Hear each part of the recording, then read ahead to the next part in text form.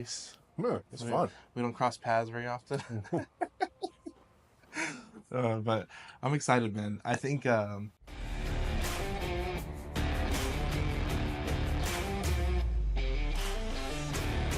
been trying to get you on the podcast, like even separately. I know we're not in person, so I'm like, let me take this opportunity to at least get it in person because we haven't talked in like forever. Yeah, it's And been like a year. it's been like a year. So, one thing you did in your presentation is you're talking about how the market's shifting a little bit and you've kind of adapted. Um, we've pivoted. I mean, we're still doing the same thing in our business, but it's kind of there's a little variation. What have you noticed on your side that's changed a lot in the last like 12 months? Because I think there's been a lot that changed. Yeah, I mean, financially, things have changed, but the fundamentals are still the same. It just depends on what your risk tolerance is and what your exit strategy is. And so, since we are traditionally going to do buy and holds and fix and flips, the market is either better for one than the other. And Yeah. so, this year, we've done a lot of fix and flips because prices have remained fairly high. Yeah. And so, I can flip a property and make a profit easier than I can buy a property and get Cash flow. cash flow. Yeah. And so we've just been doing that, capitalizing on the flips when the opportunity is there, still keeping them if they're in great neighborhoods and they're great long-term holds. It's just I'm not expecting to make money in year one right now on a buy and hold. And so we've bought several properties this year. We've probably bought 30 doors this year. Really?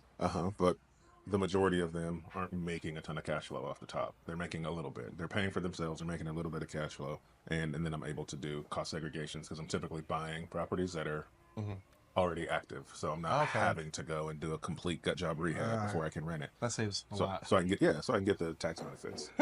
and so I guess the point is I'm buying properties that make money as they sit, or at least pay for themselves.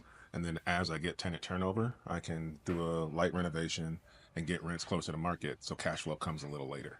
So are you coming from like tired landlords, most of those opportunities? Most of them this year, yeah, they have been. They've been either tired landlords or landlords that were looking to, monopoly up. So I'm buying their small houses that they're selling to go and buy their hotels. Yeah. Okay. Yeah. That makes sense. Yeah. Now I know you use a lot of like bank financing. Did that tighten up your restrictions or No. did it change the rates a little bit and that was it? Yeah, the rates have gone up, but when you think about small local banks, like they have to lend to local businesses and they typically have a sweet spot that they like. So you got local community banks who only like doing large scale multifamily deals. Like that's their bread and butter. That's where they like to lend. On the same hand, you've got commercial lenders who like to lend on small single family and small multifamily because it's a safer asset. And on the other hand, you have some banks who were into larger multifamily and commercial who are now trying to balance their loan portfolio or hedge their risk by getting more into lending to single and small multis. And so the lending is still there. You just have to go have a conversation with the bank and understand what their comfort zone is and what they like. And if you're buying the thing that they like and you're buying it at a good discount, they're going to lend to you. Did they actually increase volume because of the tightening up and they stopped lending to other people? No, I mean they have to lend, right? If they don't lend, they go out of business. And so I think what they're doing is they're protecting their portfolio. So they're looking to get into lower risk investments typically, but they have to lend to stay in business. No matter what the rates say, they gotta lend. Yeah, they got to lend, or else what are they going to do?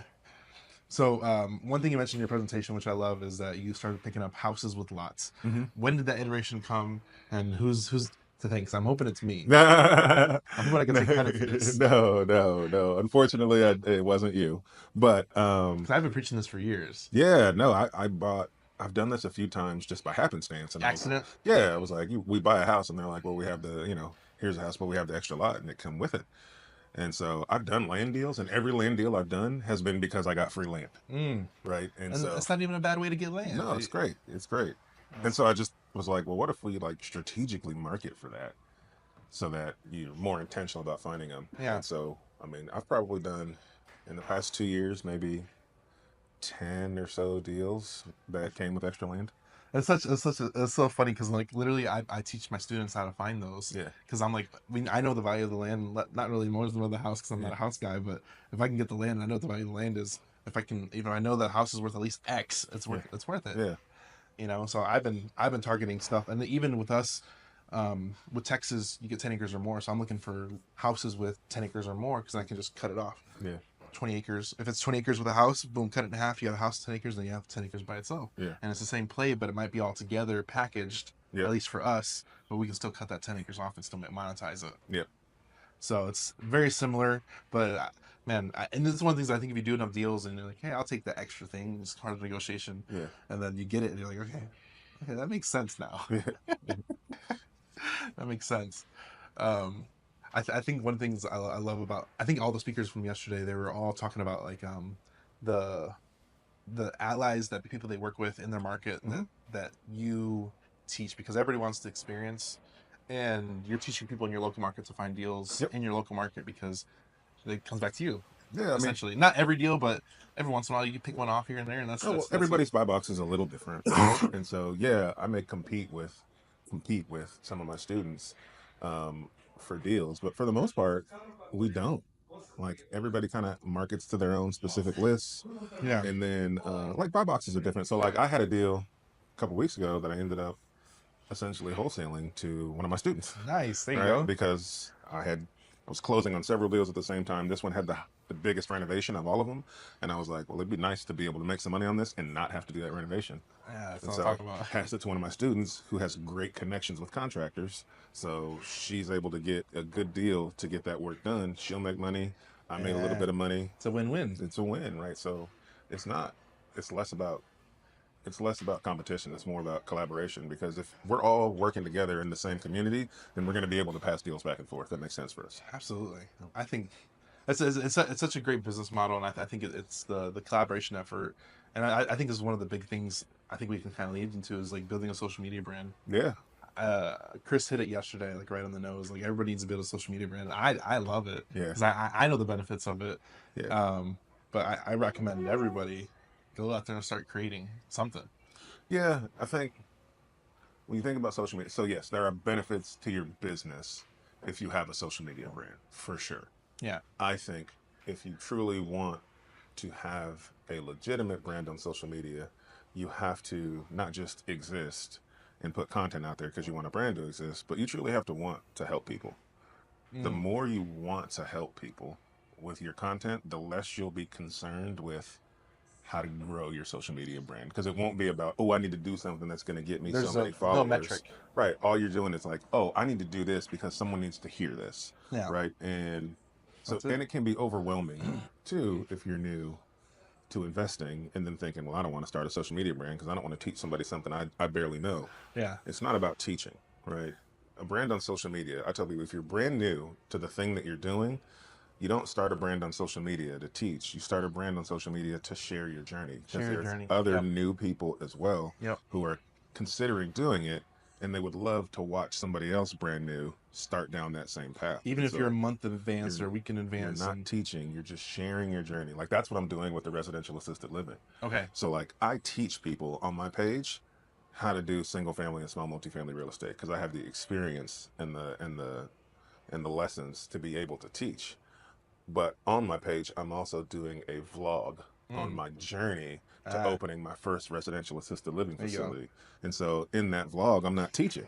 I It's don't going back. know residential It's assisted going back to living. the basics. Yeah. It's going back to the I'm not basics. teaching. I am just showing the journey that I'm on. So, like the very first week, the very first video that I put out there was me literally going to a 3-day training to learn about it because I didn't know anything about it. The next week was me um, the next week was me meeting with the city, my local city, and talking to them about how to do this locally. And like the Ah. next video is me walking Did you already properties and release looking this? at them. Yeah, Okay. each every week I'm putting a video because I'm moving towards my goal every week, And it's and I'm small just goals. yeah small goals. So I'm literally just capturing it as I go and sharing the journey. I don't know if the steps I'm taking are right or wrong, but We'll at least find I'm out. putting it out there for people so that they can learn. Right. So it's not in in that capacity with assisted living on my social media. I am not teaching. I am sharing my journey. One thing I'll tell you about anything is everything in real estate is very well documented, Hmm. and you just got to talk to your local municipality. Yeah, That's the trick. I it's think not new. it's not new, and It's not this is new. the crazy thing. Anything you want to do in real estate, let's say you want to build the first Yeah. niche studio with 12 units on a half an acre. Yeah, somebody did it already. Somebody did it already. And if they haven't done it, you can go to the county Yeah. and ask how to do it, Yeah. and they will tell you how to do it. Somebody did it already, or somebody did something similar already. There's a path to follow. There's a path to follow. So then the county will give you ABC instructions. You need ABC, you need a fire marshal, you need a sprinkler system, you need fire Yeah. doors, you need a firewall, ABC, and they'll tell you everything you need. And then you do that, and that's it. You just do it. Well, you need some money, but Well, you yeah, need some money, of yeah, and course, then but you go do it. Yeah, but then the steps to do it are laid out there. yeah, No matter what you absolutely. want to do, they're all laid out there. And there's a path to that resolution. So now it's just capitalizing. And that's another benefit to sharing your journey too on social media when you're new, because you're not going to know something. So if you make a video saying, "Hey, this week Somebody we will did this comment and and we tell did you the that," right way to do it. yeah, and I struggle with this, and somebody be like, "Oh, go talk to this person, go talk to that person," right? Like you'll absolutely get help. So there's value in it for sure. It's just you got to want to help people. The more you want to help people, the more organic your content is, and the more organic your content is, the more people will actually be attracted to you, because you can tell when somebody's doing something They're to get fake. views or where they're doing something because they generally care about you or care about it. Or they're generally doing something because that's just the way they are. Mm-hmm. I always think of like Corey. Corey is just that dude. He's Mm-hmm. doing crazy stuff, and that's just life he lives. Mm-hmm. And it's not even faking because you can see the realism in it. He's a character. He's a That's for sure. character. He's a character. He's a main character in his own story. Yeah. As we all should be, right? Like, do you? You shouldn't be afraid of who you are and Yeah. your mannerisms and what people think of you. And I think as we do stuff like this, you get thick skin because people will mock and make fun of you, Oh yeah.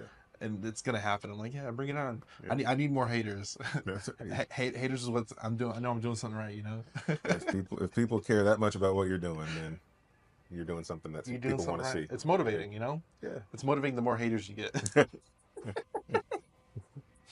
But when to give people like refresher, like when did you actually start, like you made a point to like start creating in general? Right after I bought, well, yeah, right after I bought my first property. Really? It's been that long? Yeah, I mean, I didn't plan on it being what it is. Like, I bought my first property, No one and does. it was so life changing Yeah. that I just like so had a panic attack because I wasn't making enough money in life. Uh-huh. 90 days later, bought my first house and then took out a HELOC and had access to 25 grand. So I had a house that was paying for itself. I didn't pay any money for the house. It was paying for itself, paying me, and then I got a HELOC and had access to 20 something $1,000. Like, that's crazy in 90-day span. And so I was like, there's got to be more people who are in a tough financial situation who have no idea that they can do this. And so I just was like, I felt like God wanted me to share it with people. And so I didn't know what to do. I just started posting pictures of what I was doing. That was it. How long ago was that? 2017. 2017. Okay. Yeah. I mean, you can literally scroll back on my page and go all the way back and see like the first post I put up. It was to like before and after pictures of houses we were looking at. So overnight success. Yeah, exactly. 2017. Exactly. Yes. Yes. No, I think everybody wants results now, and they're afraid of the time it takes to get to where you want to be. Yep. And I think if you make a decision just to, you'll get there when you get there. Yeah. It could be 4 years for Henry, and it could be 10 years for me, and that's okay. Yeah. Absolutely. And that's okay. You gotta be okay with dealing with it. I always tell people is that I think I do want a bigger audience, but I'm glad I'm going at the pace I'm going at, because maybe I'm not mature enough or Yeah. emotionally mature to handle that thing. But I know it's coming. But I need to go through these growing pains that I'm going through right now. Yeah. You know, so it's exciting, and I feel like everything's gonna come in time, and I'm okay with that. That's for sure.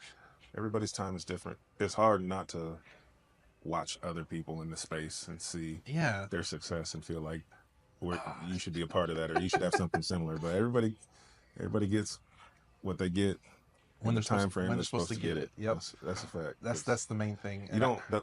The worst thing that can happen is that you get something that you think you want and you're not ready for it Ooh, because then because you squander it. you squander. You mess it up. Yeah. I think about my wife. Like, if I would have met my wife any sooner than I met her, Uh-huh. I'd have screwed it all up.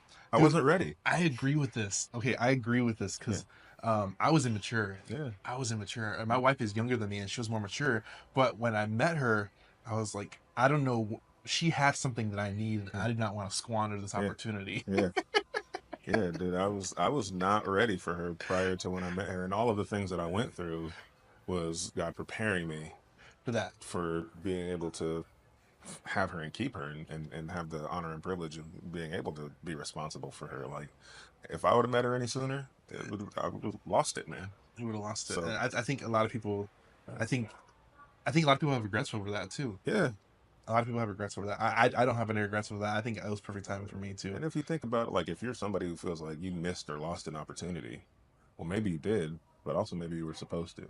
Yeah. Like a lot of the times when I'm Lesson. going through a tough situation, it's easy to get like emotional about it and in your feelings about it and get the Yeah. woe is me's and why is this happening to me and I deserve more than Depression this. and Yeah. all that, all the things And going on. when I feel that stuff, because I'm human, so when I Mm-hmm. feel that stuff start to come on, sometimes I have to like ground myself and say, all right, what is it that I'm supposed to learn From the from this situation. situation? Yep. Because a lot of the times we go through these storms because we're being prepared for something else. Yep. So the sooner you can learn that lesson, the sooner you can get on to the thing that's really meant for you. And so if you're in that boat, whether it's in a relationship or whether it's in your career or whatever it is that you're struggling with, like stop worrying about what you're dealing with and start asking yourself and praying about like what's the thing I'm supposed to learn, Yeah. and open your eyes, because what that does is it's a mindset trick. Yeah. It's what that does is it takes your brain out of a state of it's really not helping you. Your brain's not helping you solve any problem when you're Yeah. in the woe is me's, Yep. right? But when you stop and you tell your brain You get perspective. to pay attention to what's happening and help me find what I'm supposed to learn, you've just turned your brain on to help you start to look for things.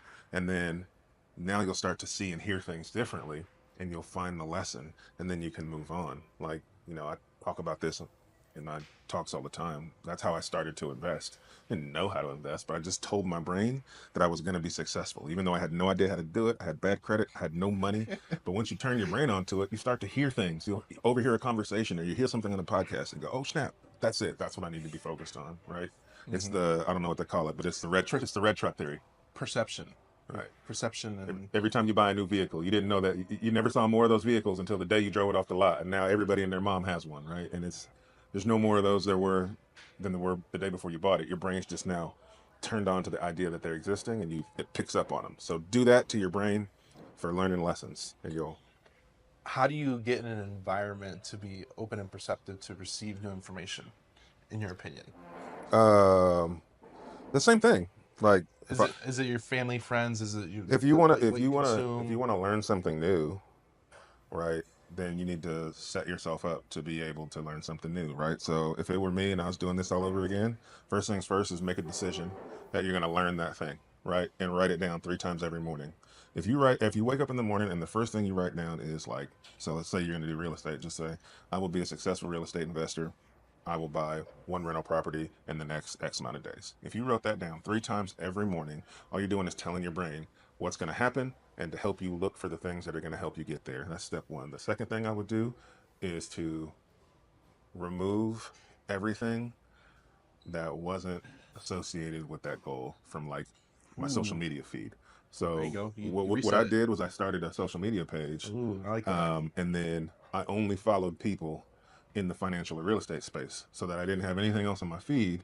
So when I would want to scroll, I'm not seeing nonsense anymore. I'm This only seeing. this is an underrated Yeah, point. I love TikTok yeah, because I might like TikTok's all trash. yeah. Like no, your Dude, I've algorithms learned the craziest cool stuff your on TikTok, algorithm is man. trash. Yeah, And that's what it is. You need to reset yeah, your programming yeah, because I love TikTok because I learned so yeah, much amazing stuff from great creators on yeah. TikTok. And it's just boom, boom, boom. I get new ideas, I get inspiration.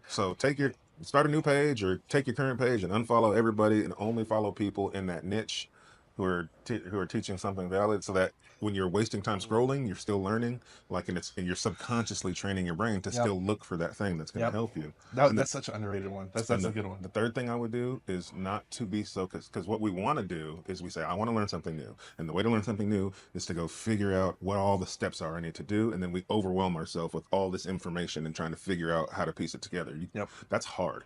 What's easier is just to say, you tell yourself, I'm going to do X. Here's when I'm going to do it.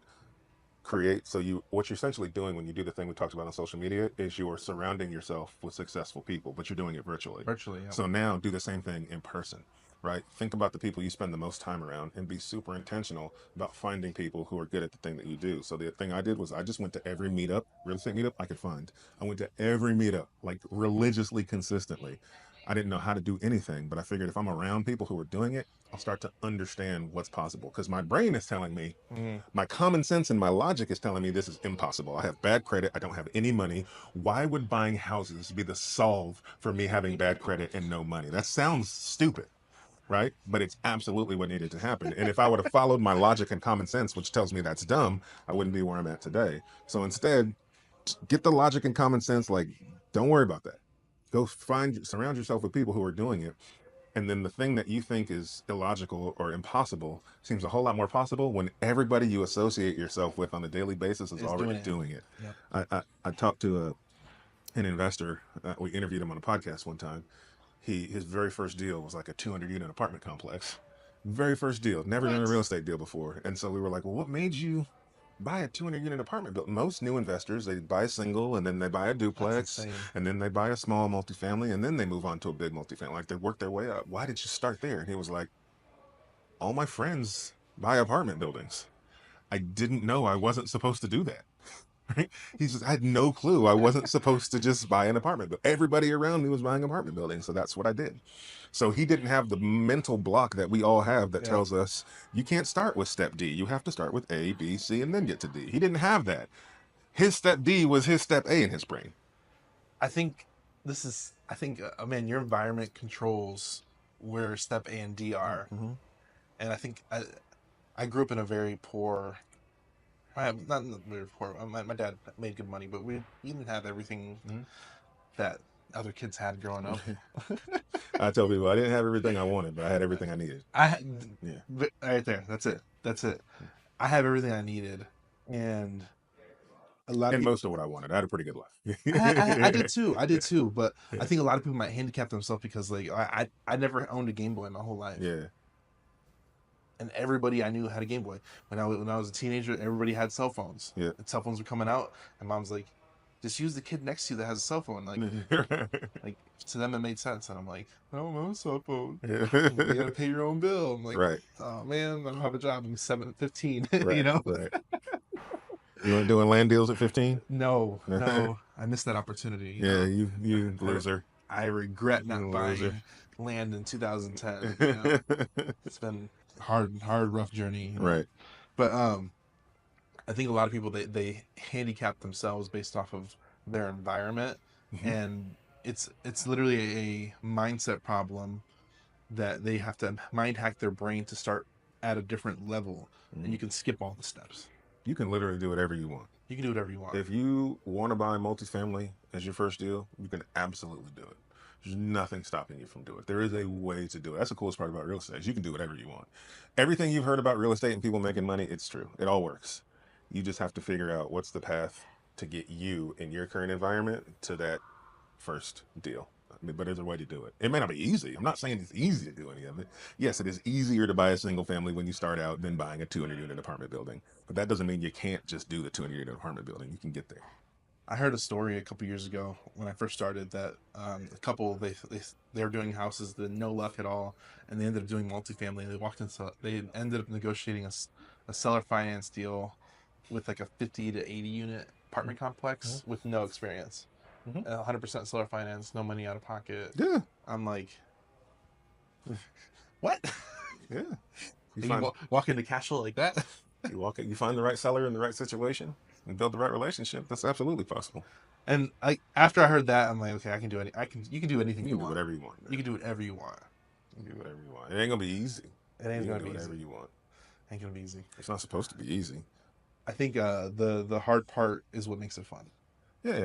It's the journey. I think that's what a lot of people talked about yesterday is like you gotta enjoy the journey because we get so goal focused Yeah. that you hit a goal and then you realize that once you hit the goal, you just subconsciously picked a new goal to hit, and now you're on a new journey and you didn't even realize that you know struggled through this last one and take the time to enjoy it. And so what I've realized in my old age is that like it's the journey is the fun part. Like the goal, it's cool, but once you hit a goal, you literally go, "Hey, I did it." What's the next one? And then you move on. Like the goal is not the cool part. Like you can enjoy the journey for months at a time, and then once you hit a goal, you celebrate for 30 minutes, an hour, a day, 2 days, and then you're on to the next goal. Like enjoy that journey. One thing that we've been fourth annual event just completed, and I always joke around like I told Anthony we're gonna do this every year, whether it's just me and him show up or Yeah, like I don't care who shows up. yeah, I'm still gonna run the play. I think it's the consistency and yeah. it's been fun doing it. It really has. We've kind of adapted from like a 2 day, 2 half days, and then we did 1 day, Mm. and we kind of did it in different parts of the states. We're planning to do an overseas one and see who shows up. I don't know. All right, come on, It's gonna be in Puerto Rico or come on. Dominican Republic or Yeah, I don't know. I don't know. We'll find a place, but we're gonna do one overseas and see who shows up. sounds good to me. but Sounds good to me. but it's gonna be fun, and I'm excited about it. I don't Yeah, think it's gonna be next year, maybe in 2 or 3 years, yeah, because I think we're gonna bring our whole team, and it's gonna be a business 6 months. But yeah, I think it'll be a fun experience and see who shows up. yeah.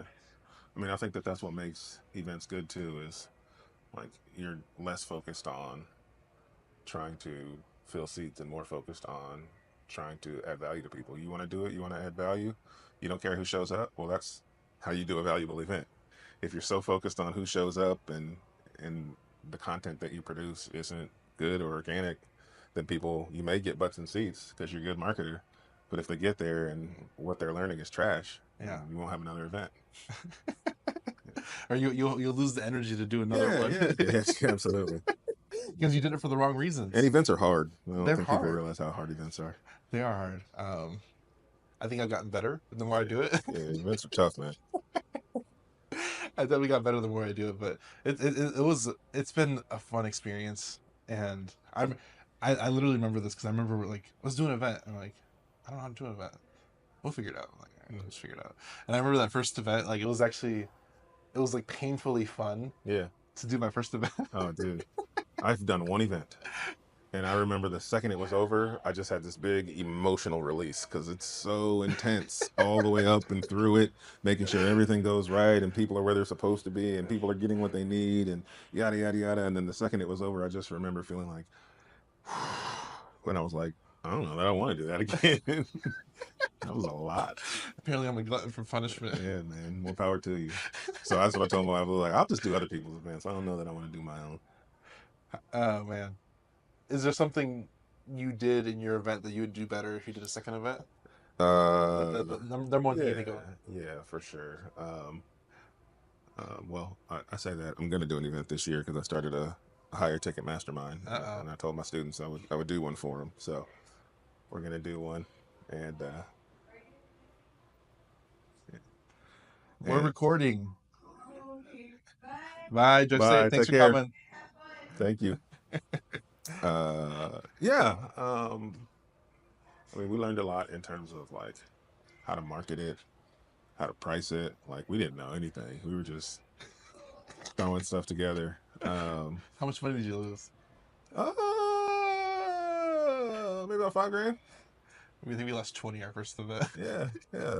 I mean, you people say that you typically are gonna if like a break even event is a solid event It's a solid event if you break. because you monetize your events well after the event. Yeah. It's not about the Day, money you day, make day day one, one. day two. Like Yeah, it's not about that. it's the names, email addresses you capture and continue to market to. You'll make your money from your event in the long term, but in the short term, they cost money.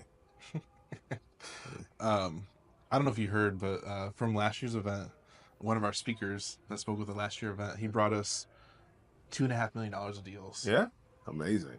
from one of the speakers. That's dope. That is dope. We had $1 million a week because of that guy That's amazing. from the event. I think we lost money last year's event, but we make it up in the long run, like you said. You lost money last year's event. You had a free venue last year. I know, but I don't even think we charged for tickets. Oh, did you? Yeah. Oh, yeah. And we had to pay That'll for, do it. we had to pay for food. That'll do it. Yep. We had to pay for food, Yeah. and then we paid for flights for some speakers. Yeah. There's hidden costs that you don't think of. There's a lot of. We had rental chairs. Yeah. We had to rent a projector. Yeah. I think we bought like new marketing materials. The banner that we used again. Banners are expensive, man. They're expensive. Yeah. But with that, we got year 2 out of it now. Yeah. Right. One time cost. It's a one-time cost, but I think we bought that last year. There's just a lot of like hidden costs. Yeah. Hidden costs. I think we had I don't know. Events are fun. it could be very disheartening. Like it's like you ever have a birthday party as a kid and no one shows up? Yes. And then Yes. okay, Yes. so I have a similar situation. I remember this is me getting vulnerable. I was a teenager and I told my mom I wanted a birthday party, and she's like, okay, we'll set it up and you invite all your friends, whatever. I invited all my friends and no one showed up. Oh, I was man. like 14, 15 years old. That's a bummer. I don't know if it was the date I chose. I made it, market it right. I have no idea. And my mom made a bunch of food, and Oh, it was just bummer. terrible. So I had like whiplash from that. Oh, man. I'm gonna do it on a bigger scale and see who shows up. Well, you've had people in the full room every time I've seen it, so. um, but like I think about that. Like you have to like overcome those, and I'm sure not everybody has those stories, but some people do, and I hope that inspired you. My pain is your pain. You know? We're all in this together. Everybody's got trauma, man. We all got trauma. Everybody's got trauma.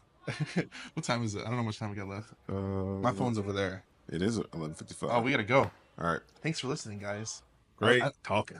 I meant to tell you to look at the clock earlier because we gotta go. We gotta go to lunch. All right. We'll see you next episode. Thanks, guys. Hey, if you have any deals you'd like to submit to the Hive Mind and our team, go to hivebc.io. That's actually the Hive Buyers Club. Submit your deals and we can hopefully dispel your deal for you. Have a great day.